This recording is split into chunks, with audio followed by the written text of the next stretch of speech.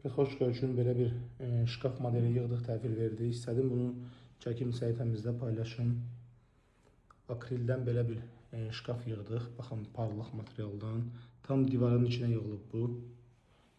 Gördüyünüz kimi çıxıntı hissəsi yoxdur. Tam divarın içində belə səliqəli irəlici və qarşısına belə ayaqqabı şkafı. İstədim bunu çəkim, baxın, sizlər üçün təqdim edim. Çox gözəl bir görünüş olur. Sadə, ideal görünüş. Bu da iç hissəsinin bölgüsü. Yuxarı şkaflarımız basacıdadır.